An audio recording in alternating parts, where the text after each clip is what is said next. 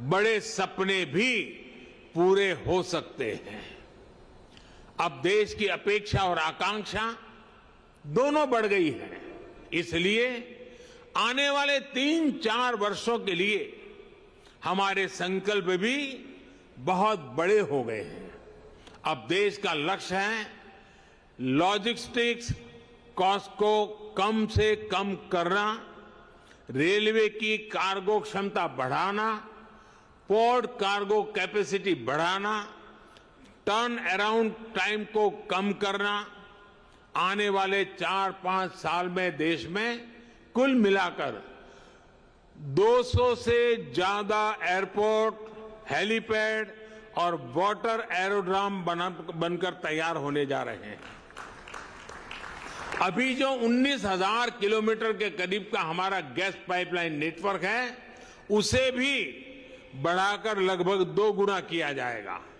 साथियों, देश के किसानों और मछुआरों की आय बढ़ाने के लिए प्रोसेसिंग से जुड़े इंफ्रास्ट्रक्चर को भी तेजी से विस्तार दिया जा रहा है। 2014 में देश में सिर्फ 2 मेगा फूड पार्क थे। आज देश में 19 मेगा फूड पार्क काम कर रहे हैं। अब इनकी संख्या 40 से अधिक तक पहुंचने का लक्ष्य है। बीते 7 सालों में फिशिंग क्लस्टर्स, फिशिंग हार्बर और लैंडिंग सेंटर्स की संख्या 40 से बढ़कर 100 से अधिक तक पहुंच चुकी है। इसमें 2 गुना से ज्यादा की वृद्धि करने का लक्ष्य लेकर हम चल रहे हैं। साथियों, डिफेंस सेक्टर में भी पहली बार व्यापक प्रयास हो रहा है। अभी तमिलनाडु और यूपी में 2 डिफेंस कॉरिडोर पर काम चल रहा है। इलेक्ट्रॉनिक्स और आईटी मैन्युफैक्चरिंग में आज हम तेजी से अग्रणी देशों में शामिल हो रहे हैं। एक समय हमारे यहां 5 मैन्युफैक्चरिंग क्लस्टर थे।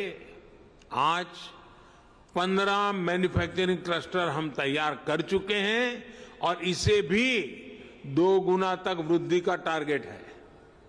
बीते सालों में 4 इंडस्ट्रियल कॉरिडोर शुरू हो चुके हैं और अब ऐसे कॉरिडोर्स की संख्या को 1 दर्जन तक बढ़ाया जा रहा है। साथियों, आज सरकार जिस अप्रोच के साथ काम कर रही है, उसका एक उदाहरण प्लग एंड प्ले इंफ्रास्ट्रक्चर का निर्माण भी है। अब देश की इंडस्ट्री को ऐसी सुविधाएं देने का प्रयास है जो प्लग एंड प्ले इंफ्रास्ट्रक्चर से युक्त हो।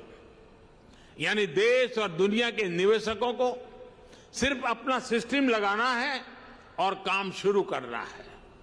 जैसे ग्रेटर नोएडा के दादरी में ऐसी ही इंटीग्रेटेड इंडस्ट्रियल टाउनशिप तैयार हो रही है। इसको पूर्वी और पश्चिमी भारत के पोर्ट्स से डेडिकेटेड फ्रेट कॉरिडोर से जोड़ा जा रहा है। इसके लिए यहां मल्टी मॉडल लॉजिस्टिक हब बनाया जाएगा। इसी के बगल में मल्टी मॉडल ट्रांसपोर्ट हब बनेगा, जिसमें state of the art railway terminus होगा, जिसको इंटर और इंट्रा स्टेट बस टर्मिनस मिलेगा, मास रैपिड ट्रांजिट सिस्टम और दूसरी सुविधाओं से सपोर्ट किया जाएगा।